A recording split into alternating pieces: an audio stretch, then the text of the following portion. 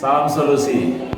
Teman-teman semua, kita hari ini akan menemui beberapa kelompok dan dalam kelompok ini nanti akan mendiskusikan sesuai dengan topik-topik yang sudah dibagi. Kita berharap ada masukan, ada kritik, ada pertanyaan dari kita yang sedang mengamati video ini. Mudah-mudahan ini menjadi salah satu bagian dari proses pembelajaran kita supaya kemudian hari kita menjadi lebih baik lagi.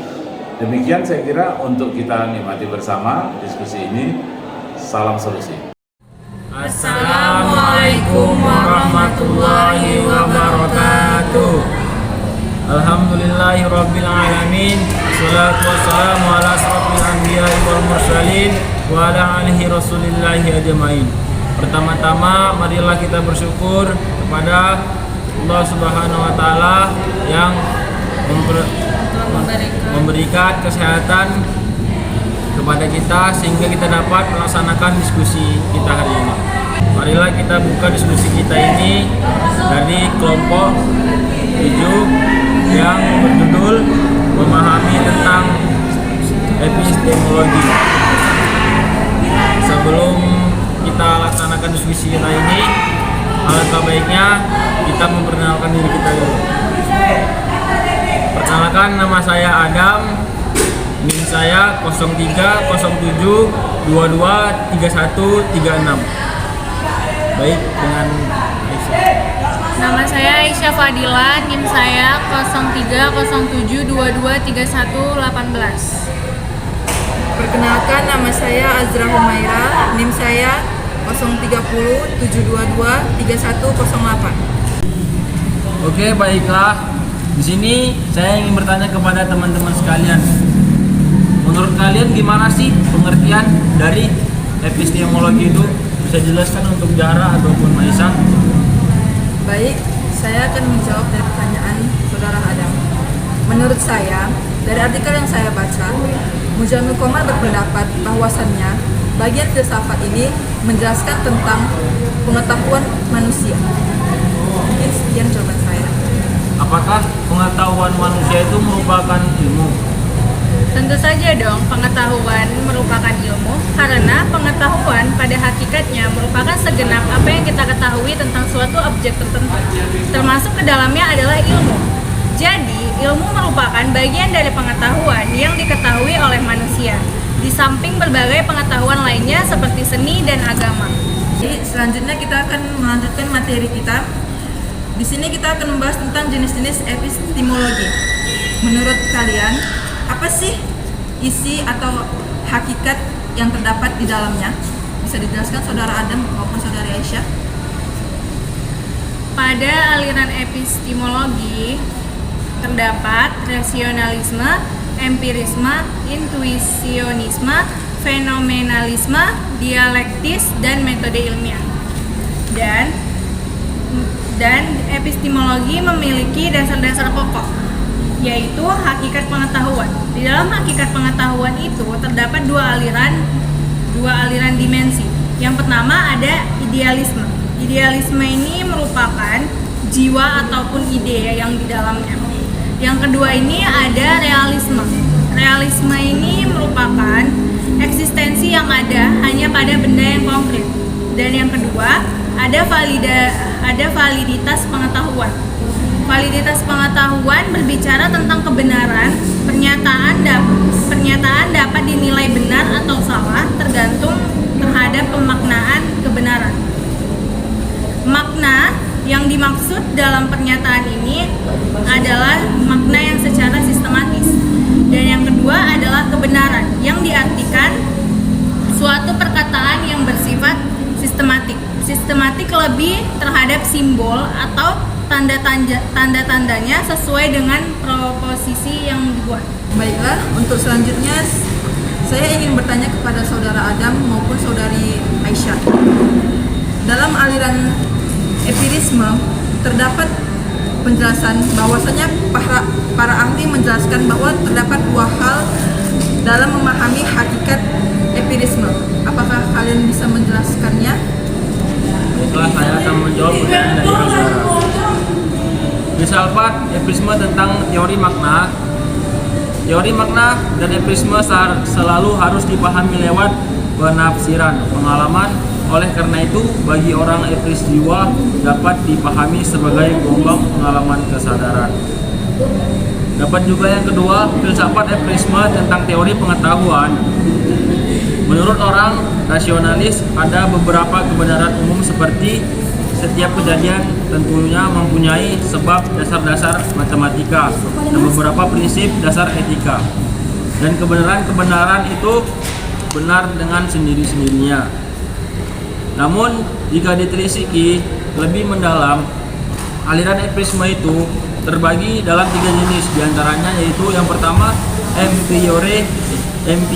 empirokritisme. Jenis empirisme ini juga dikenal dengan istilah marxisme. Aliran bertujuan untuk membersihkan pengertian pengalaman dan konsep substansi. Yang kedua terdapat juga empirisme logis. Aliran berpegangan pada beberapa pandangan yaitu analis logis modern dapat diterapkan pada pemecahan problem filosofis dan ilmiah. Terdapat juga yang ketiga, empirisme radikal. Aliran ini berpendirian bahwa semua pengetahuan dapat dilacak sampai kepada pengalaman indrawi. Penganut aliran ini disebut dengan sensasionalisme. Sekian yang bisa saya sampaikan. Dari penjelasan Adam tadi kan menjelaskan tentang empirisme. Saya nih timbul pertanyaan. Jadi, apa masalah utama yang timbul dalam menyusun pengetahuan secara empiris? Menurut saya masalah utamanya ialah bahwa pengetahuan yang dikumpulkan itu cenderung untuk mengumpulkan fakta-fakta. Lalu kumpulan tersebut belum tentu bersifat konsisten. Dan mungkin saja terdapat hal-hal yang bersifat kontradiktif. Bisa dijelaskan maksud dari kontradiktif itu apa? Baik, kontradiktif itu semacam peristiwa atau kejadian yang menimbulkan pertentangan antara dua hal yang sangat berlawanan. Lalu saya ingin bertanya kepada kalian, selain empirisme, apakah ada aliran-aliran lain di dalam epistemologi yang kalian ketahui? Apakah kalian bisa menjelaskannya? Tentu saja ada. Menurut buku yang saya baca, aliran-aliran dalam epistemologi itu ada yang namanya rasionalisme. Aliran ini berpendapat bahwa semua pengetahuan bersumber dari akal, pikiran, atau rasio. Yang kedua itu ada realisme, yaitu merupakan aliran filsafat yang menyatakan bahwa objek-objek yang diserap oleh manusia adalah nyata dari diri objek tersebut. Yang ketiga ada kritisme, yaitu aliran ini menyatakan bahwa akal menerima bahan-bahan pengetahuan dari indera dan pengalaman. Apakah saudara ada ingin menambahkan jawaban dari saudara Aisyah? Baik, saya akan menjawabkan pertanyaan dari Azara yang saya dapat dari buku yang saya baca. Positivisme berbicara mengenai aliran. Positivisme tidak terlepas dengan nama besar seorang filsuf pencetusnya, yaitu Augustus Comte, yang memiliki pandangan sebagai berikut, diantaranya ada beberapa, yaitu tahap teologis, tahap metafisis, dan tahap positif. Dan yang kedua, skeptisisme, yaitu aliran ini menyatakan bahwa pencerapan indera adalah bersifat menipu atau menyesatkan. Ada lagi yang ketiga, yaitu pragmatisme. Pragmatisme ini aliran menyatakan bahwa perkataan kebenaran pengetahuan hendaklah dikaitkan dengan manfaat dan sebagai sarana bagi suatu perbuatan. Maksud dari tahap-tahap yang Adam jelaskan tadi bisa dijelaskan secara rinci? Baiklah, saya akan menjelaskan. Yang pertama yaitu tahap teologis. Tahap teologis itu manusia masih percaya dengan pengetahuan yang mutlak, di mana manusia pada tahap ini masih dikuasai oleh tahayul-tahayul. sehingga subjek dengan objek tidak dapat dibedakan. Dan yang kedua, tahap metafisis.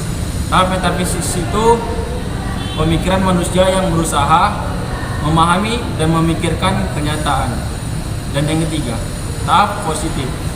Tahap positif ini ditandai dengan pemikiran manusia untuk menemukan hukum-hukum dan saling hubungan dengan fakta. Menurut kalian ada nggak sih perbedaan antara epistemologi Islam dan epistemologi Barat? Baik, saya akan menjelaskan apa itu perbedaan epistemologi Islam dan epistemologi Barat. Yang pertama yaitu epistemologi Barat. Epistemologi Barat bersumber pada akal rasionalisme dan pengalaman empirisme dan akan berkembang menjadi aliran positivisme, sehingga akal dan indera dijadikan sebagai sumber ilmu tanpa memperdulikan wahyu. Ada juga perbedaan antara epistemologi Islam. Epistemologi Islam tidak mengabaikan akal dan pengalaman sebagai sumber ilmu pengetahuan. Namun terdapat hal yang penting bahwa wahyu merupakan sumber primer dalam epistemologi Islam, di mana wahyu untuk para nabi dan ilham untuk manusia yang bersumber dari hati. Oke, dari penjelasan kita ini kan tentang epistemologi, dan saya timbul pertanyaan nih, apa saja pengaruh epistemologi dalam kehidupan kita sehari-hari? Apa saja pengaruh epistemologi dalam kehidupan sehari-hari? Selain itu, epistemologi sangat penting untuk kita pelajari. Mengapa? Karena epistemologi itu merupakan landasan bagi manusia untuk bertindak dalam kehidupan sehari-hari, sebagai dasar untuk mengembangkan kearifan dalam berpengetahuan, dan juga sebagai sarana untuk mengetahui tentang variasi kebenaran dan pengetahuan. Berarti epistemologi dalam kehidupan sehari-hari itu sangat penting gitu lah ya. Lalu saya ingin bertanya, di sini saya menemukan apa sih implementasi ilmu epistemologi dalam dunia pendidikan? Implementasi ilmu epistemologi dalam dunia pendidikan itu bertugas melakukan usaha untuk menetapkan sebuah kebenaran yang berasal dari sebuah isi, pemikiran, dan validasi oleh metode ilmiah tersebut. Jadi, dari kesimpulan yang kami diskusi tentang epistemologi adalah epistemologi itu merupakan sumber ilmu pengetahuan dan tujuan ilmu pengetahuan. Baiklah, kami akhiri video diskusi kami ini. Jika ada kata dan kesalahan kami mohon maaf. Kepada Allah kami mohon ampun. Billahi taufiq wal hidayah. Wassalamualaikum warahmatullahi wabarakatuh.